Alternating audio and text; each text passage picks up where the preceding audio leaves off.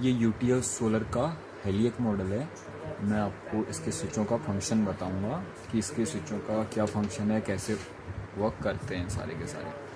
तो सबसे पहले यहाँ पे सिस्टम ऑन ऑफ का स्विच है, इसको वन टाइम प्रेस करने में सिस्टम ऑन हो जाएगा। ये सिस्टम ऑन हो जाता है और अब वन टाइम अगेन प्रेस करने में सिस्टम ऑफ हो जाएगा। ये सिस्टम ऑफ हो चुका है,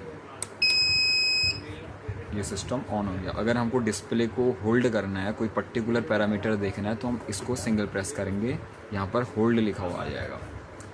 तो ये हमारा अभी बैटरी वोल्टेज दिखा रहा है 12.3। अब हम इसको वन बाय वन देख सकते हैं।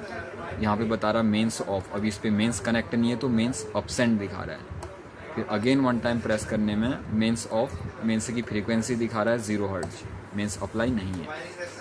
मेंस ऑफ, यहाँ पे भी लोड, आउटपुट लोड कितना कनेक्ट है 0%, अभी कोई लोड पर कनेक्ट नहीं है इसमें।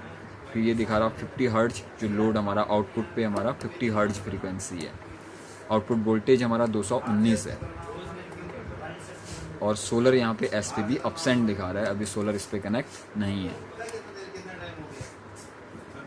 और ये एसपीबी से करंट एम्पियर जो आ रहा है वो 0 है, क्योंकि हमारा कनेक्ट नहीं है।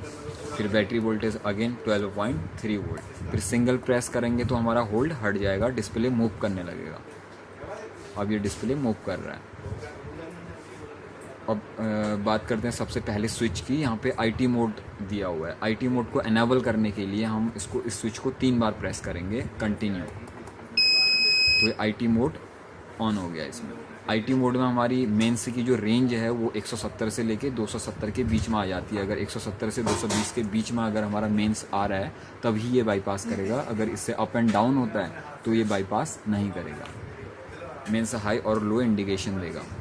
तो आईटी मोड अगर हम इसको डिसेबल कर देते हैं, डिसेबल करने पे ये हमारा जो मेंस इनपुट की रेंज है वो हमारी 100 वोल्ट से 290 वोल्ट तक हो जाती है। अगर 100 से 290 के बीच में अगर मेन सप्लाई आता है इनपुट, तो हमारा उसको बाईपास करेगा। अदरवाइज ये इसको हाई और लो इंडिकेशन देगा।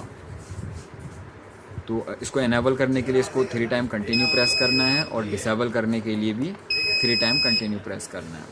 नेक्स्ट है हमारा एसएमएफ और ट्यूबलर। तो बैटरी हम जिस टाइप की यूज करेंगे वही चीज़ हम सेलेक्ट कर लेंगे। तो यहाँ पे एलईडी नहीं ग्लो कर रही है तो इसका मतलब ट्यूबलर सेलेक्ट है। ये बाय डिफ़ॉल्ट रहता है कि ट्यूबलर सेलेक्ट है।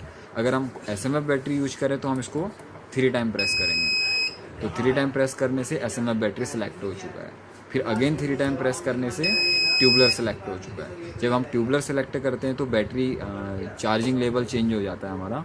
ट्यूबलर सेलेक्ट करने पे बैटरी की वोल्टेज को 15 वोल्ट तक लेके जाता है, और अगर एसएमएफ सेलेक्ट करते हैं तो 13.8 तक, 13.7, 13.8 तक लेके जाता है।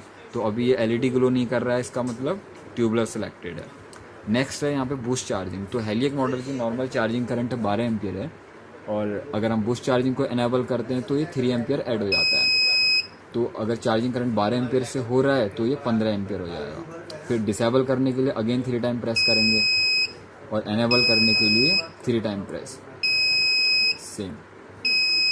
नेक्स्ट है हमारा ग्रिड चार्जिंग। तो ग्रिड से नॉर्मली कई लोग ये कहते हैं कि हमें ग्रिड से चार्जिंग नहीं करनी है, चार्जिंग हमारी सिर्फ सोलर से होनी चाहिए।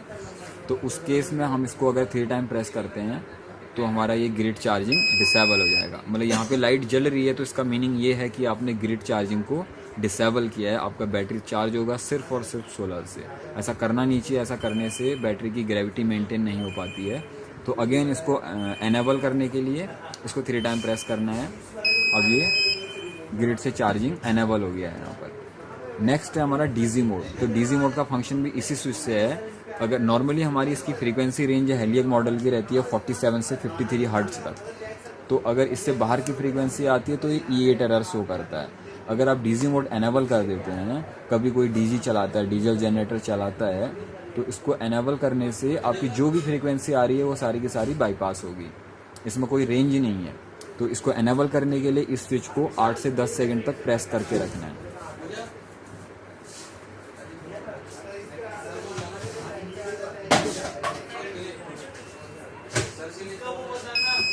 डीजी मोड एनेबल हो गया है।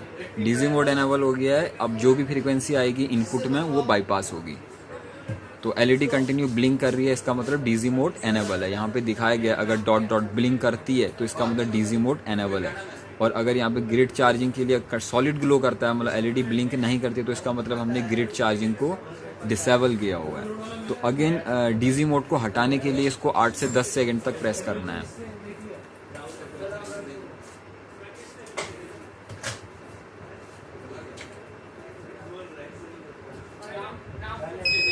ये हट चुका है, अभी ये हमारा नॉर्मल रेंज आ गई है।